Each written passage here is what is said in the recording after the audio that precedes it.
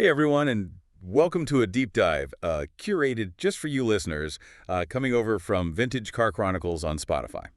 Always a pleasure. Yeah, today we're really excited to be going under the hood of a pretty legendary car, Yeah. the BMW 2002. It's a good one. Yeah, it's one that didn't just hit the road. You know, it left a real skid mark on automotive history. Well, I like that. I like that a lot. And you guys over on Spotify sent over some incredible source material, firsthand accounts, historical deep dives, even some juicy technical specs. I'm talking twin Solex carbs, Kugelfischer fuel injection, you know the works. Yeah, what's really fascinating about the 2002, though, is that the story isn't just about nuts and bolts, right? Right. It's really about how BMW went from, well, nearly bankrupt after World War II to the performance powerhouse that we know today. Yeah. And the 2002 is, it's like the turning point. Yeah, okay, so let's rewind to the beginning. Some of these sources actually point to a pretty wild origin story. Okay. Accidental even. Apparently, two BMW executives decided to, on their own, swap 2-liter engines into their BMW 1602s. Wow. They were basically tinkering in their garages, which is amazing. That's amazing. And it's important to note here that they weren't just messing around, right? I mean, these guys saw the potential for a sportier, more powerful version of the 1602, and they loved it. Yeah. They loved the results so much that they actually convinced the board to make it a production model. That's amazing. Talk about, having some serious passion for your project. Right. And then there's the American connection. Max Hoffman, BMW's importer for the U.S., he saw a golden opportunity. Oh, yeah. The 2-liter engine actually met U.S. emission standards at the time, which, the 1.6-liter in the 1602 couldn't do. Interesting. So in a way, American regulations kind of helped birth this legend. It's crazy how these things work out sometimes. I know, right? It's pretty wild. But it wasn't all just a lucky break. The 2002 had a family tree. And that family, the new class, or new class in English, literally saved BMW from financial ruin. Oh, is that right? Yeah. It's true. After World War II, BMW was really struggling, struggling to find its identity. Yeah. But the new class, which started in the early 60s, it completely revolutionized their approach. They moved away from these big, luxurious cars and really embraced this new philosophy of sportiness, practicality, and modern design. Yeah. It was, it was a radical departure for BMW at the time. Yeah, and it resonated with a whole new audience, right? And it did, yeah. Paved the way for the 2002 success. It did, yeah. Speaking of which, the name itself is pretty straightforward. Yeah, the 2002. What is that all about? 2002. 2-liter engine, 2 doors? Makes sense. Makes sense. Makes sense. But there was more to the 02 series than just the 2002. Right. Absolutely. Yeah, the 1502, the 1602, and the 1802 as well. Yeah. BMW really strategically created this range to appeal to different budgets and performance needs. They knew they couldn't just rely on one model to win over the market.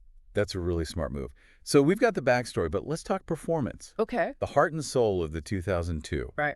A lot of the sources dive into the different variants, starting with the 2002T, which really kicked things off. The T, right, yeah. And the T was a significant upgrade from the base model. I mean, those twin Solex carburetors, they gave it a real kick, It did. Made it a true driver's car. Yeah. And then came the 2002T, which took it even further with the Kugelfischer fuel injection system. Yes. Now, for those of you who might not be familiar with this piece of engineering genius, it was a mechanical fuel injection system renowned for its precision and reliability. Right. It essentially replaced the carburetors with a more sophisticated system that precisely measured and delivered fuel to the engine. Exactly. Yeah. And the result, even better performance and fuel efficiency compared to the Ti. Wow. BMW was innovating, and it showed. And let's not forget the wild child, the 2002 Turbo. Oh, yeah. The Turbo. That's the Turbo. One of the first European production cars to embrace turbocharging. Right. I mean, that must have been a game changer back in the day. It was. Imagine imagine the feeling of that turbo kicking in, Right. giving you that sudden burst of acceleration. Though I have to say, turbo lag was a real thing back then. You know, you hit the gas and wait a moment for that boost to arrive. I can imagine. Kind of a wild ride. Yeah. But even with the lag, the turbo just cemented the 2002's reputation as a serious performance machine. Totally. And then you have the Alpina versions. Oh, yeah. Oh, Now yeah. we're talking about taking performance to a whole other level. Alpina was and still is a renowned tuning house, right? Right. And their kits for the 2002, they squeezed even more power out of that engine, surpassing even the factory turbo in some cases. These were basically track-ready beasts. Wow. A whole spectrum of performance options. Yeah. But it wasn't just about raw horsepower, was it? No, no. The sources point to this unique combination of sporty handling, practicality, and reliability as really key to the 2002's appeal. You're absolutely right. The 2002 could give you thrills on a twisty road, comfortably fit 4 people, and still have room for luggage, all without leaving you stranded on the side of the road. Yeah. I mean, it was that perfect blend that made it stand out. Totally. It even earned the nickname Flüsterbomb, the whispering bomb from the German magazine Auto Bild. Oh, wow. Stealthy yet potent, just like a bomb. Yeah, that's a nickname that sticks. Right. And get this, one of the sources mentions British officers using the 2002 Thai for their romantic escapades. Oh, interesting. I guess it wasn't just about performance. It had a certain charm and style, too. It was the kind of car that could make even a routine drive feel special. It certainly was. The 2002 appealed to a wide range of drivers, from thrill seekers to those looking for a reliable and stylish daily driver. It was a car for all occasions.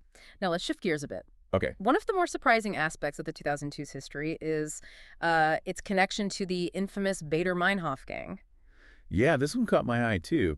Apparently, they had a thing for stealing BMW 2002s as getaway cars. Really? Not exactly the kind of publicity you'd want, right? You'd think so, right?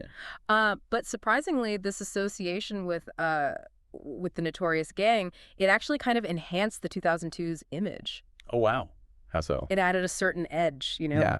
hint of danger and rebellion. It's like something straight out of a movie. Yeah. But also speaks to the car's capabilities, right? It was clearly fast, agile, and reliable enough to be the getaway car of choice. Exactly. It inadvertently added to the 2002's legend. Wow, that's pretty incredible. So Yeah. we've got this amazing origin story, performance variations, and even a bit of intrigue. But what about its lasting impact? How did the 2002 change the automotive landscape? Good question. Did it just kind of fade away, or did it leave a mark? Oh, it definitely left a mark. The 2002, it fundamentally changed how people viewed BMW. Yeah. It solidified their reputation as a maker of sporty, driver-focused cars, paving the way for, well, the iconic 3 Series that would follow. Wow. It was the beginning of a dynasty. So the 2002 was like the prototype for like a whole generation of beloved sports sedans. Precisely. That's incredible. And the 2002's influence can still be felt today. Really? BMW is actually reviving the new class name for its upcoming line of electric vehicles. Interesting. They're drawing inspiration from the original design philosophy that made the original new class so successful. It's fascinating how those principles born over half a century ago are still relevant and inspiring in, the world of modern electric cars. It is. It speaks volumes about the vision behind the original new class. It wasn't just about building cars. It was about creating a blueprint for the future of BMW, and that blueprint continues to shape the company today. Wow, that's amazing. We've covered a lot of ground so far. A serendipitous beginning, the new class legacy, the whole O2 series with its various personalities, and even, a brush with notoriety. A little bit. What stands out to you the most about the 2002? What really grabs your attention? For me, it's how the 2002 embodies this perfect storm of innovation, necessity, and serendipity. Mm-hmm. It emerged during a time when BMW's future was uncertain, and it became the catalyst for the company's transformation into the performance powerhouse we know today.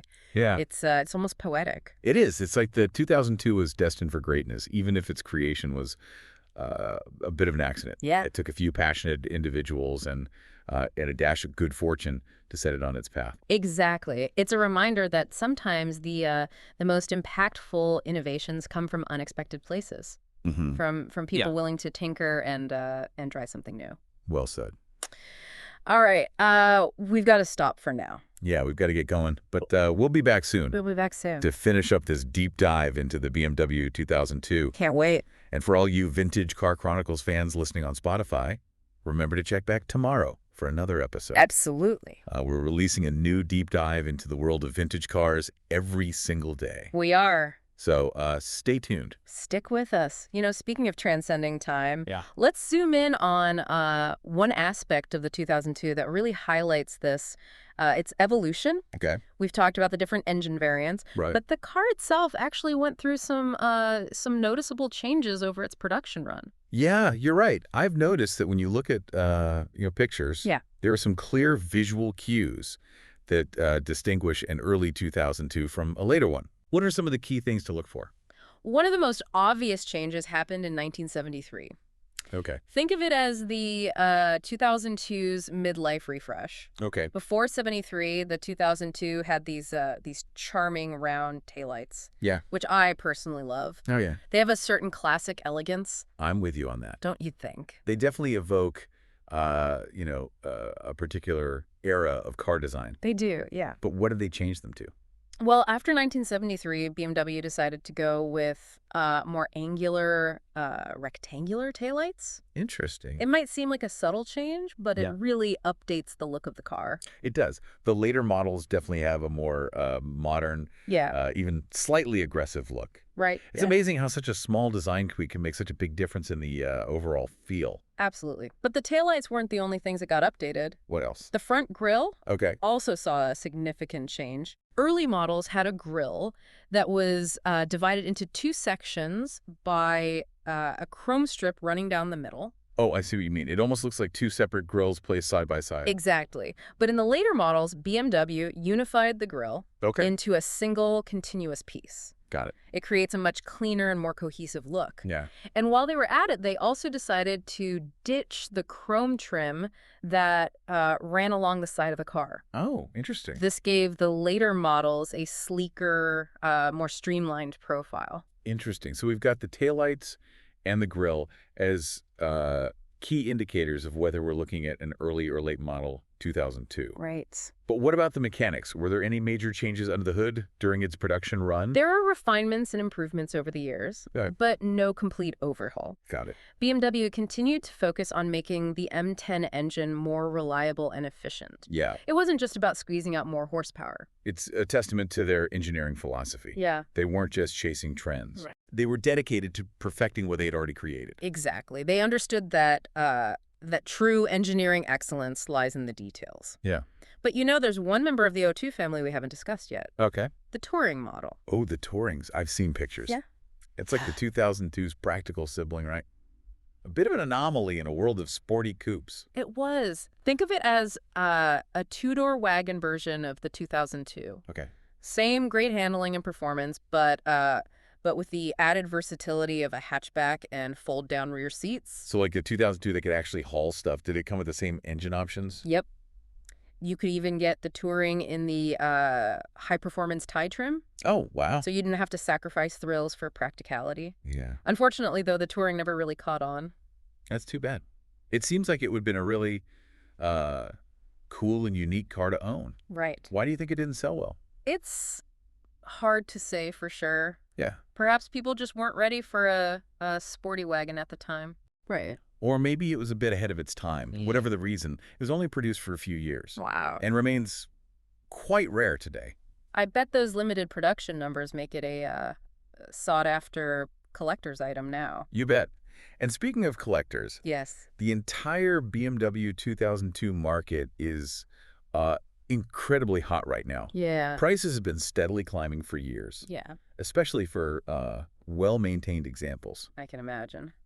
Which models are the most desirable? Well, the turbo and tie models Yeah. are the holy grails for 2002 enthusiasts. Right. They fetch top dollar, especially if they're in pristine condition. Yeah.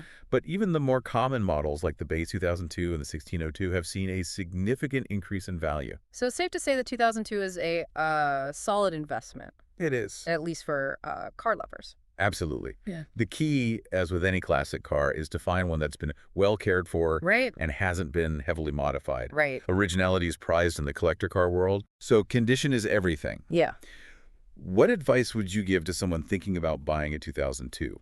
First and foremost, do your research. Yeah. Learn as much as you can about the different models, Right. their common issues, Okay. and what to look for during an inspection. Right. There are tons of resources available online, including forums and clubs dedicated to the 2002. Oh, cool. Connect with other enthusiasts and learn from their experiences. It's all about tapping into that collective wisdom. Exactly. When you're inspecting a car, Yeah. pay close attention to the body. Okay. Rust is the biggest enemy of classic cars. Right. So look for any signs of corrosion, especially in typical trouble spots like the wheel arches, rocker panels, and floor pans. Good point. Yeah, Those areas can be real trouble if they haven't been, properly maintained. exactly. What else should buyers be aware of? Don't forget to check the mechanicals. Make sure the engine runs smoothly, the transmission shifts properly, and the brakes are in good working order. Don't be afraid to take it for a thorough test drive. Yeah. Really get a feel for how it handles. Okay. Listen for any unusual noises. Okay. And see how it responds to your inputs. That's the best way to get a true sense of the car's overall condition and whether it's the right fit for you. Absolutely. And lastly, be patient. Yeah.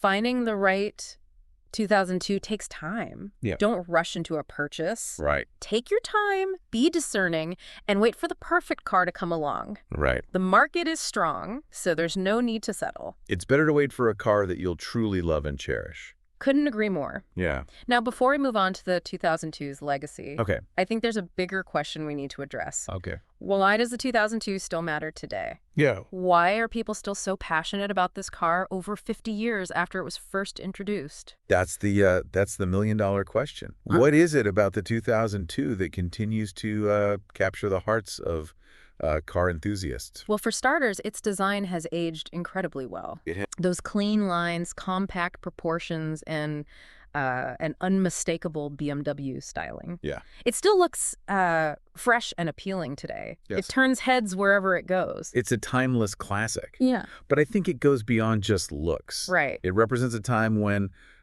cars were simpler, Yeah. more mechanical, Right. and more engaging to drive. You're absolutely right. It was a time when driving was about the connection between the driver and the machine. Yeah. The 2002 embodied that connection perfectly. It Yeah. offered a visceral, unfiltered driving experience that's hard to find in modern cars. It's that feeling of being in control, Yeah. working in harmony with the car. Yes, That's so appealing. exactly. And that feeling resonates with people, even those who weren't even born when the 2002 was new. Wow.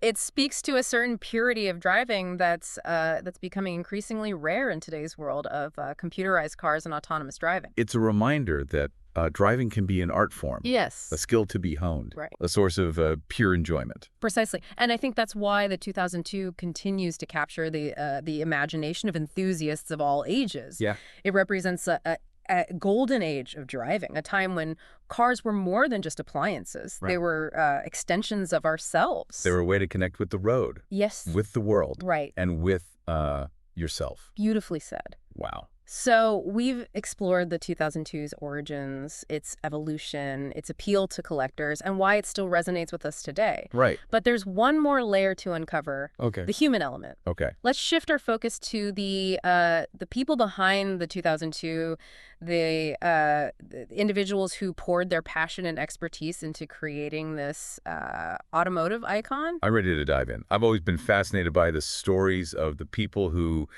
design and engineer these incredible machines. Me too. It's their vision and dedication that brings these cars to life. It does. Who are some of the key figures we should know about? Well, we've already touched on one of them, Alex von Falkenhausen, Right. the brilliant mind behind the M10 engine. Yeah. He was a true pioneer, pushing the boundaries of engine technology at a time when BMW was still finding its stride.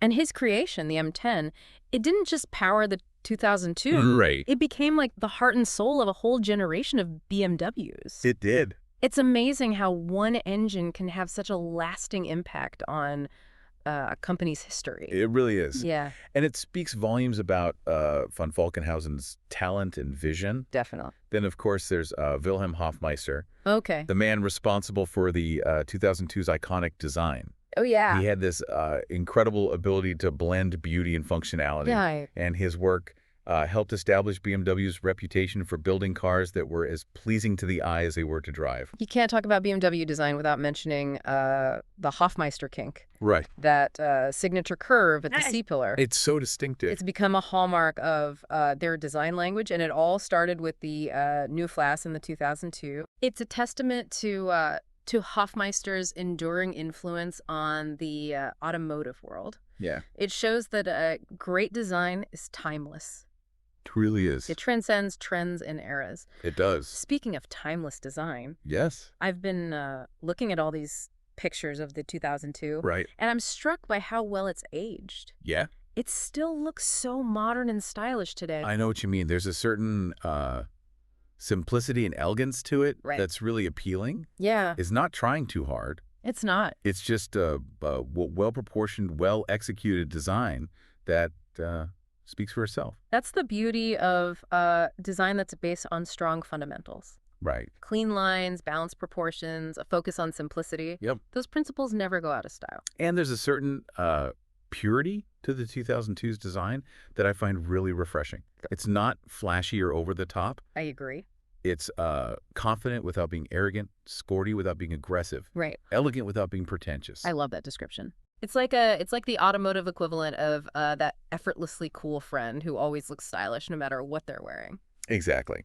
And it's not just the exterior that's aged gracefully. Right. The 2002's interior is just as charming. Oh, absolutely. It's simple, functional, and driver-focused. Absolutely. There's a certain honesty to the 2002's interior. Yeah. It's not trying to be something. It's not. Right? It's a driver's car, pure and simple, and the interior reflects that. Everything is laid out logically and ergonomically. Right. The controls are within easy reach. Yeah. And the instruments provide all the essential information without being overwhelming. That's true. It's a cockpit that invites you to drive, to connect with the car, Yeah. to experience the joy of being behind the wheel. And that's something that's sadly missing from a lot of modern cars. It is. They're so focused on technology and creature comforts Yeah. that they sometimes forget about the fundamental joy of driving. I think you've hit on a really important point. Okay. The 2002 reminds us that driving can be a truly engaging and rewarding experience. It can. It's not just about getting from point A to point B. It's about the journey, the connection with the machine, Yes. the thrill of the open road. And in a world that's becoming increasingly automated and disconnected, Right. that's a message worth remembering. It is. The 2002 stands as a symbol of a time when driving was more than just a means to an end. Yeah. It was an experience to be savored. Beautifully said. So as we wrap up this deep dive into the BMW 2002, Yeah. I want to thank you for taking this journey with me. It's been great. It's been a real pleasure exploring this automotive icon from its accidental beginnings to its enduring legacy. Absolutely. And to all you vintage car enthusiasts tuning in to Vintage Car Chronicles on Spotify. Yes. Thanks for joining us on this incredible journey. We'll be back tomorrow with a brand new deep dive into another fascinating chapter in automotive history. Until then, keep those engines revving and your passion for classic cars alive. Keep it going. And remember, there's always something new to discover in the world of vintage automobiles. Right. So stay curious, keep exploring, and never stop learning. Never. Because the more you know, the more you appreciate the incredible legacy of these automotive masterpieces. It's true. We'll see you next time for another deep dive.